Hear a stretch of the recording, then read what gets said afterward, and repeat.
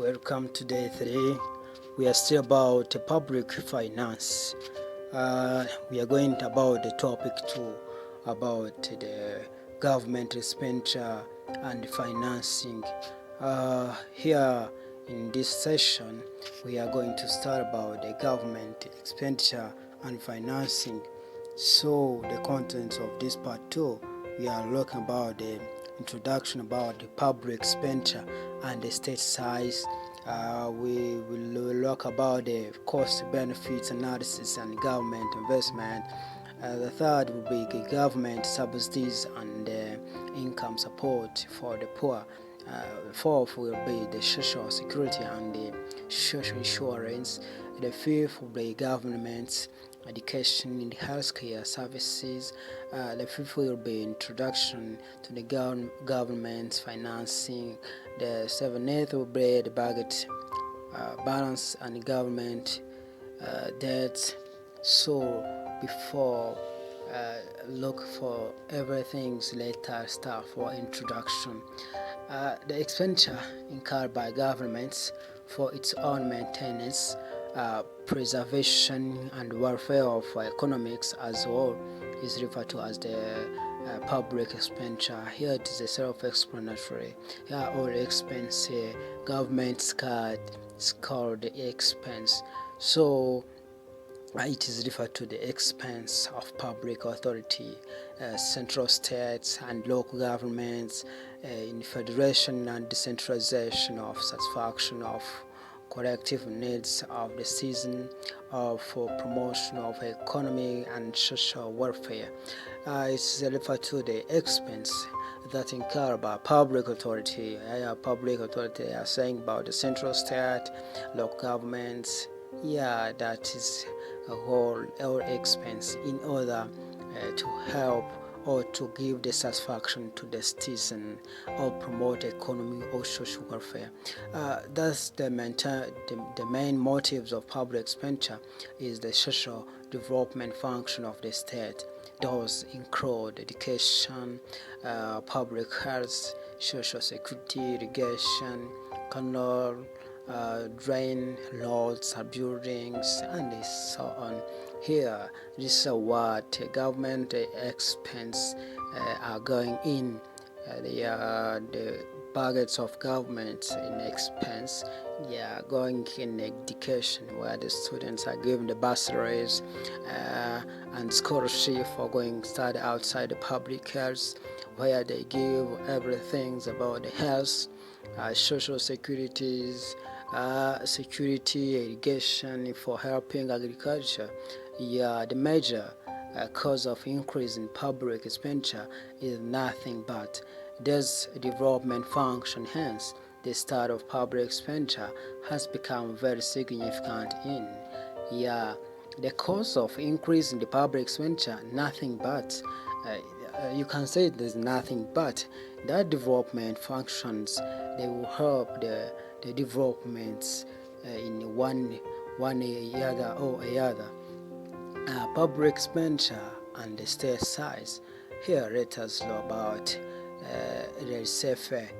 In the laissez-faire era, the state was assigned a very limited role to play. Do you remember when we were studying about the economics, the laissez-faire is about the free economic system, where there is a riddle in taking about how to locate the resources. The government have a little part. The functions assigned to the state were based on principle of least interference, or government is the best which spends the least. Here the government have the least part. According to the classical school led by Adam Smith, a state function must be restricted to the function of just police and army. They consider government expenditure wasteful, and that money could be used much well by private person than by the government. When come about we say about in a recent time, the public expenditure has been increased enormous. The main reasons that the function of government have been increased manifold. The modern state are no more poor state but welfare state. This continuous story about this when say about Adolf Wagner, a German economist, present this famous law of increase of state activities. He said that comprehensive comparison of different countries at different times show that among progressive people with which alone we are concerning an increased legislative press in the activities of both central and local government. This increase both intensive and extensive. This is the law for increase of comprehensive, where he stated that comprehensive comparison of different countries and different terms showed among the progressive people with which alone are concerning an increasing legislative price in the activities of both central and local governments. Let us proceed without going for the cause of the increase in the public expenditure. Everyone can say this question. Everyone can answer. The government constantly undertake new function while they perform both old and new function more efficiently and completely. In this way, the economic needs of the people to an increased extent and in satisfaction function are satisfied by central and local governments through the public expenditure.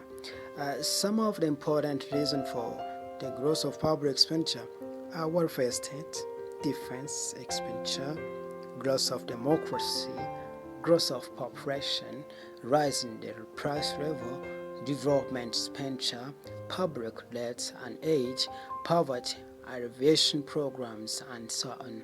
That is the cause of the increase in public expenditure, where the welfare of the state, defense expenditure, growth of democracy, growth of population, rise in the price, the development expenditure, public debts and AIDS, poverty, and alleviation of programs. They are classification of public expenditure. They are three. Here, the public expenditure has been classified into two revenue or recurrent expenditure, and also capital expenditure. Here, for public, how we classified this as a recurrent expenditure and capital expenditure. For revenue or recurrent capital expenditure is a current expenditure. Is the current expenditure. When you say revenue expenditure, is a current expenditure. For example, it includes administrative expenditure and maintenance expenditure. This expenditure is of recurring type. For when you're coming about the capital expenditure, is of the capital nature and is incurred once for all. It is non-recurring expenditure. For example, expenditure in building multi-purpose project or and setting up a big factory like a steel plant. Money spent on land, machine and equipment. That is capital expenditure. Is a capital nature and is incurred once for all.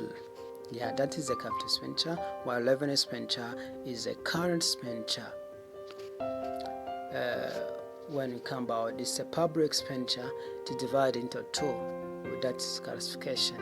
For revenue expenditure, as we have seen, it's included into developmental and non-developmental. For capital expenditure, it's include development outlay, non-development outlay, loan and advance, discharge of debts. For revenue expenditure, when you go about developmental, you look about it, you can say it is classified into three, where I will look about the social services, economic services, grants in aid. For social services, we can say about education, for medical and medical health, labor, welfare, science and research. For bioeconomic services, we can say about agriculture, industry, energy, mineral, communication, transport, and foreign trade. Yeah, that is about the developmental.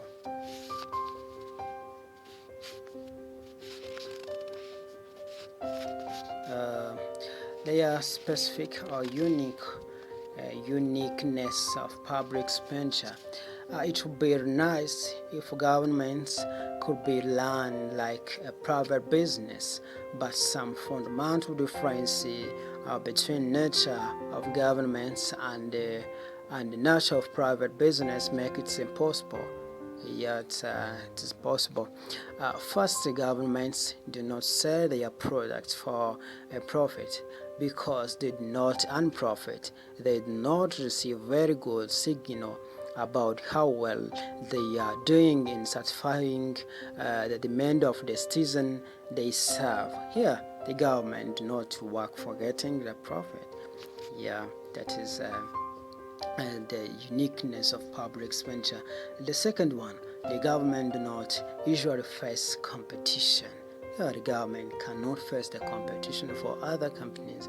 So even if they are doing a poor job because they are supplying products or services that have a little value, or because the costs are excessively high, no competing producer can quickly enter to produce a better services or one that costs less. Even if the government is producing the poor quality product, the competitors cannot come to compete with the government. Yeah. Finally, the government projects and programs are often chosen through the political process because of their effects on income of social interest groups rather than their contribution to the efficiency of allocation of resources. Here, the government projects and programs are often chosen through the political process. Many governments programs, investments in roads, water and sewer facilities, air and seaports, education and other projects that provide social capital that enhance the productivity of imports employed by both governments and private sector. Our government's investment usually takes several years to develop and construct, but once complete, yield a stream of benefit to citizens of many years to come. Yeah, it is understandable the project of government. If the government is going to do a project, it will take the several years, but after the yield and the output will be benefits to the citizen of the country.